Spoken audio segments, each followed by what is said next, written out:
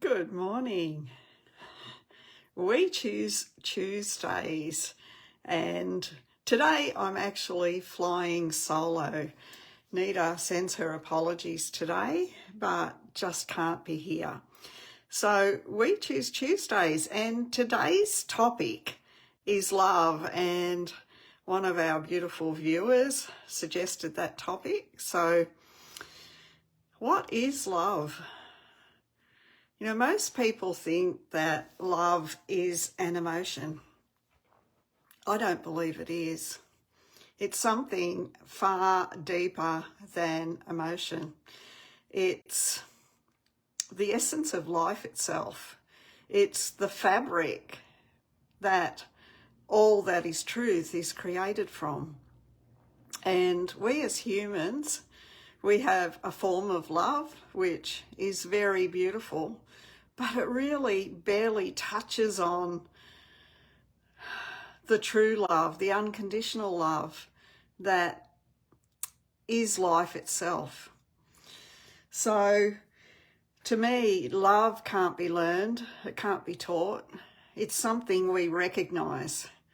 And when we look around us, love is everywhere we look. But it depends on our perspective. You know, most of my life I was living in the past, caught up in the mind. And of course, the mind is a whole set of programs and beliefs that are our history. You know, it doesn't know anything new. It doesn't know what it hasn't experienced yet. It's always the past. Or we're caught up in the future, either worried about what might happen or excited for something that might be coming. But either way, we're not present. And when we're not present, we miss the love that's around us everywhere. Now, if we're looking for love as a pure emotion, we might be let down. You know, of course, there's our friends and family, those people we adore, who, you know, we share love with. But in the everyday scheme of things, you know, love, being the fabric of life, is available to us in each single moment. How do we find it? We've got to be in the present.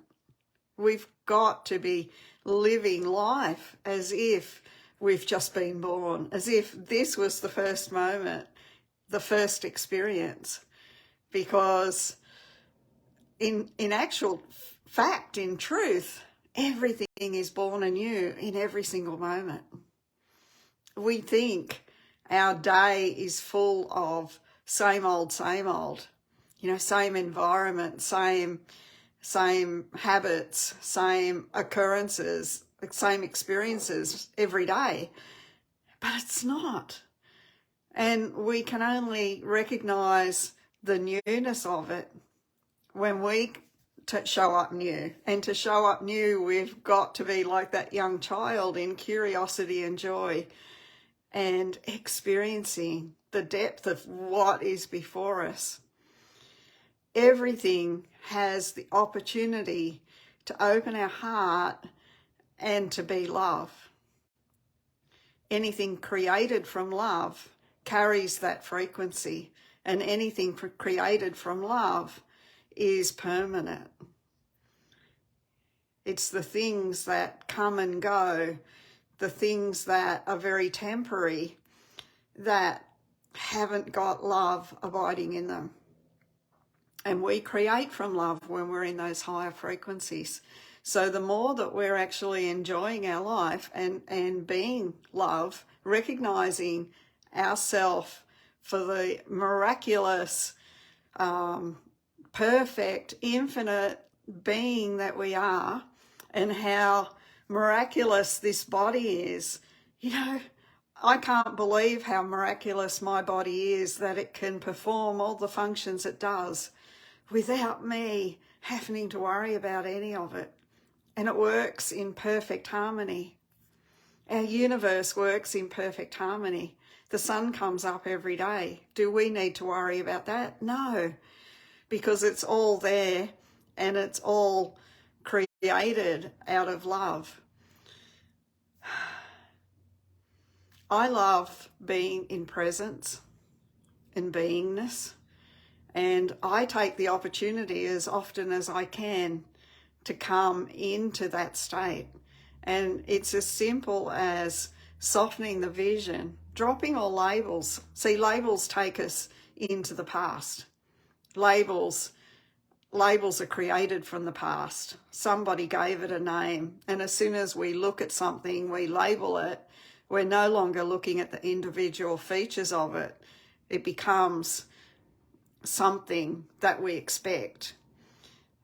You know, if I'm looking at a bird for the very first time, I'm going to see all the intricate features of it. You know, the shapes, the colours, the texture of the feathers, the squawk it makes, how big it is, you know. And a bird could be a little blue wren, or it could be a chook or a turkey.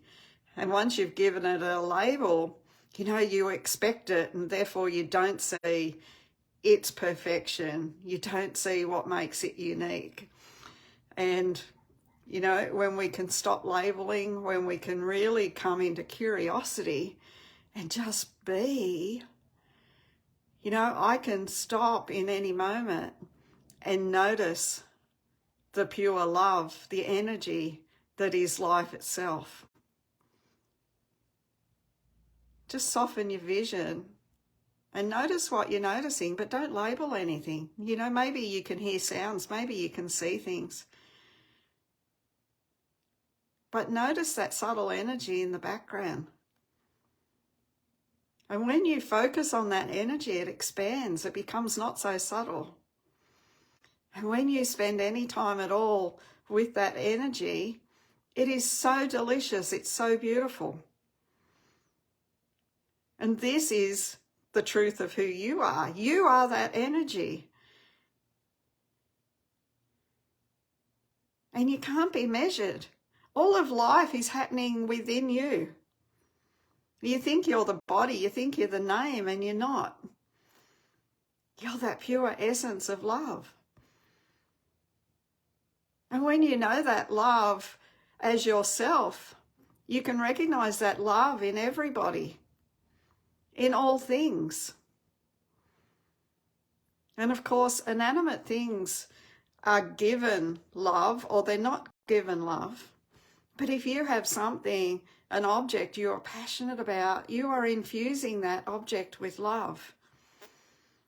If you've got something you hate or dislike, you're infusing fear into that thing. And anything that's created from other than love is going to be temporary.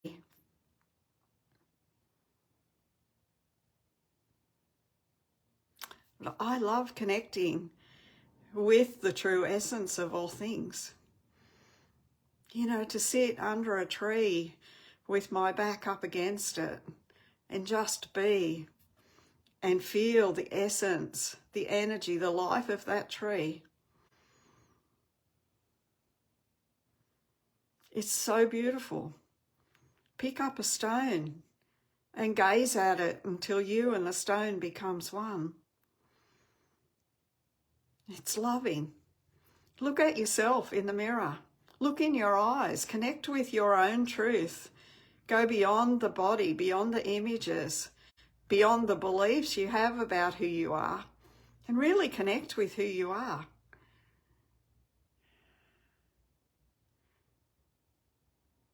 If you ever doubted that you are God, that you are Source, spend some time with yourself.